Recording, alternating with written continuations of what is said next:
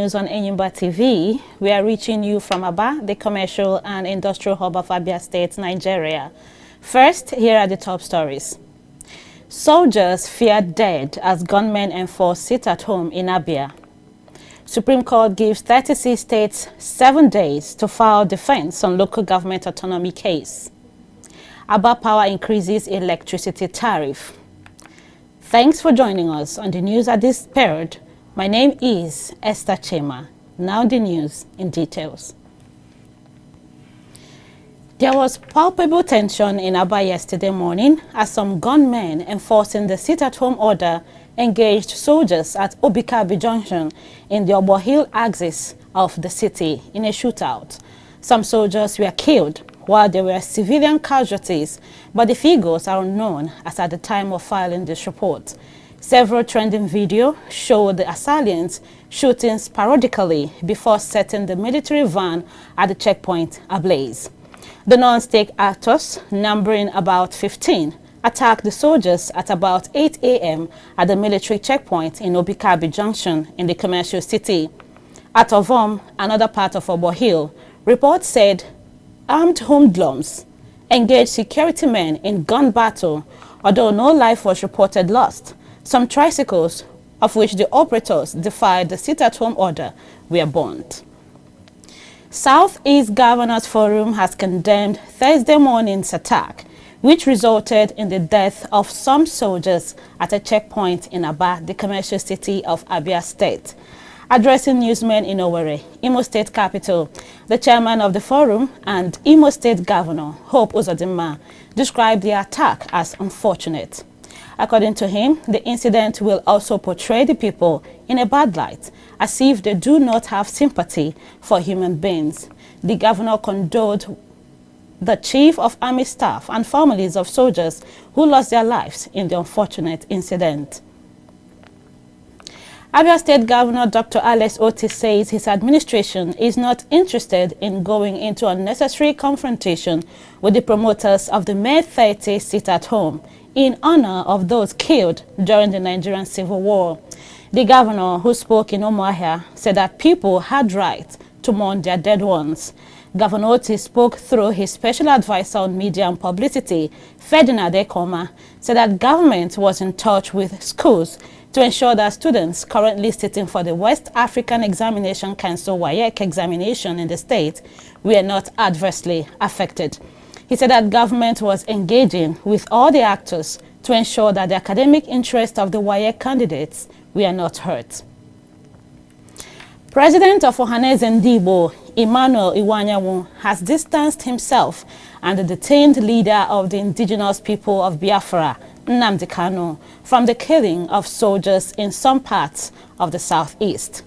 He described the incident as saddening, stating that Kanu is not behind the order for the sit-at-home. He was speaking shortly after he visited the detained leader in the custody of the Department of State Services. He also called for the restructuring of the country. He appealed to President Bola Tinubu to use his political power to free Nnamdi Kanu. A total of 624 terrorists were killed. 1,051 others, including informants, were arrested, while 563 hostages were rescued in May 2024 by troops on internal operations, the Defense Headquarters had disclosed. Director of Defense Media Operations, Major General Edward Buba, made the revelation while briefing journalists in Abuja, where he also warned against unprovoked attacks and killings of military personnel by the civilian populace. He affirmed that such behavior is no way to treat any human, certainly not a military personnel, that places self in harm's way to protect citizens or to safeguard the nation. The defense spokesperson also revealed that troops in the month under review recovered assorted weapons, assorted ammunitions, and stolen crude worth 700 million naira. Supreme Court of Nigeria has ordered the 36 state governors to file their respective defense to a suit instituted against them by the federal government. The federal government is seeking for full autonomy for the 7 774 local governments in the country. The court also ordered the Attorney General of the Federation, Lateef Fagbemi, to file his reply within 2 days after receipt of their defense. Leading a 7-man panel, Justice Garba Lawal issued the order while ruling on an application for abridgment of time argued by the AGF. Justice Lawal said that the decision of the court is predicated on the national urgency of the suit and the non-objection from the Attorneys General of the states of the Federation. The Supreme Court held that filing of all processes and exchanging of same must be completed within the time and subsequently fixed June 13 for the hearing of the suit. Rivers State High Court in Port Harcourt has issued an interlocutory injunction barring Speaker Martin Amaewhule and associated lawmakers from further sitting and parading themselves as members of the State House of Assembly. Justice C.N. Wale's court issued the order in response to a lawsuit filed by lawmakers loyal to Governor Siminalayi Fubara, led by Speaker Victor Okojumbo and 2 others. According to the court document, the lawsuit named 25 lawmakers as defendants and additionally listed the Rivers State Governor, Attorney General, and the Chief Judge as defendants in the legal action. Previously on May 10th, the court had issued a similar order based on an ex parte motion prohibiting the Governor, Attorney General, and Chief Judge from having any dealings with the lawmakers in question. The Nigerian Education Loan Fund said it had over 9.5 million visits with over 6,000 applications for loans from students in federal tertiary institutions since it opened its portal last Friday. Managing Director of the fund, Akitunde Sawyer, while briefing the press at a post-application launch conference, said over 90% of federal tertiary institutions have submitted data of their students, while about 5 institutions remaining. He also revealed that in 3 weeks, the fund will democratize the loans following the outcry from students in state-owned tertiary institutions, thereby opening its portal for students in the state institutions to apply for the loan. Sawyer urged the authorities of the state tertiary institutions to begin to submit the data of each student to ensure that the process is seamless. We are returning to the southeast, where the sit-at-home order was partially observed in Anambra, Ebonyi, and Enugu states, as some residents went about their normal businesses. Enyimba TV News gathered that IPOB had designated every May 30th as Biafra Hero Day Remembrance, ordering people of the southeast to respect and observe the day by staying at home. They called for a total lockdown in the region, including students sitting for the West African Secondary School Certificate Examination. In Enugu, some of the students told Enyimba TV News that they went to school and those writing their senior secondary school examination also sat for their exams. Ebonyi State government said it spent 17.3 billion naira on remedial work at the Chuba Okadibo International Airport runway in Abakaliki. Governor Francis Nwifuru said this in Abakaliki on his first anniversary. Nwifuru said on assumption of office, his administration cleared the backlog arrears of 5 months' salaries owed airport workers. The governor added that flight operations will soon commence fully at the airport. Almost 2 months after 11 electricity distribution firms in Nigeria increased their tariff for Band A customers due to the prevailing economic situation in the country, Aba Power Limited has adjusted its tariff. Its managing director, Ugo Opiegbe, confirmed to newsmen that Band A maximum demand customers who received power for at least 20 hours daily will now pay between 114.66 kobo and 117 naira 0.1 kobo per kilowatt from 109 naira 79 kobo per kilowatt. For non-MD customers in Band A, their tariff is pegged at 106 naira 56 kobo per kilowatt. The Southeast Zone of the Electricity Consumers Association of Nigeria had 3 weeks ago commended Abapa Limited, Nigeria's DISCO, which commenced operations only in September 2022, for retaining the 2023 approved tariff structure in 9 of the 17 local government areas in Abia State, where it supplies electricity.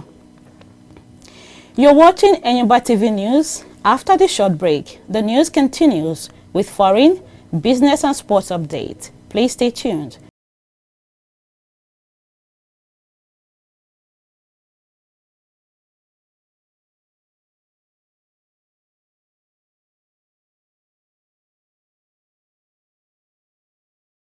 Welcome back and thanks for staying tuned. Now the rest of the news.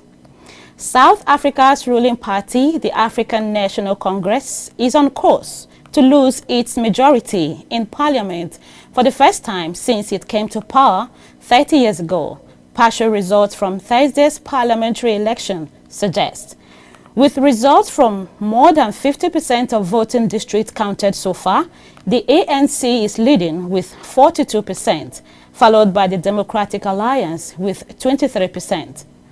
The Umtonko Sizwe party of former President Jacob Zuma has received nearly 11% of the vote, and the Economic Freedom Fighters Party nearly 10%. Final results are expected over the weekend. Many voters blame the ANC for the high levels of corruption, crime and unemployment in the country. The respected Council for Scientific and Industrial Research and the News 24 website have projected that the party's final vote will be around 42%, a big drop from the 57% it obtained in the 2019 election. This would force it to go into a coalition with one or more of the other parties in order to form a majority in parliament. And now from the business sector, as the federal government steps its compressed natural gas adoption in the country, the presidential CNG initiative says plans have been concluded to roll out 5,000 CNG-powered tricycles over the next 3 months. The program director and chief executive of the initiative, Michael Oluwagbemi, said government has continued to galvanize resources towards a mass adoption of CNG in the country. He added that government had introduced several incentives, including value-added tax exemptions and custom duty waivers for CNG-powered tricycles and other vehicles entering the country. The government, he said, had also mandated all ministries, departments and agencies to purchase only CNG-powered vehicles moving forward. And from our sports desk, Bafana of South Africa coach Hugo Broos has insisted that they will beat Nigeria's Super Eagles to the World Cup ticket. Bruce and his team will be the guest of Nigeria on match day 3 of the qualifier slated for Abia Stadium in Uyo. The coach unveiled the list of a 23-man team for the qualifier and during a press conference, and further stated the readiness of the team to get this sole ticket. With the sports story, we wrap up this edition of the news on Enyimba TV at this time. But before we go, here is a recap of the top stories. There was palpable tension in Aba yesterday morning as some gunmen enforcing the sit-at-home order engaged soldiers at Obikabe Junction in the Obo Hill axis of the city in a shootout.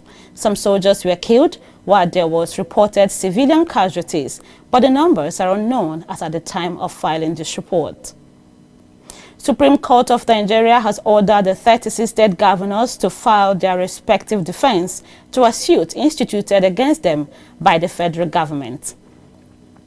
Abapa Limited has adjusted its electricity tariff. That's our package of the news for now. Please join us for more updates in our subsequent bulletins. Meanwhile, don't forget to subscribe to this channel on YouTube. Click on the notification bell to receive alerts when new videos are uploaded. Thanks for watching. On behalf of the production crew, my name is Esther Chima. Appreciating you for watching.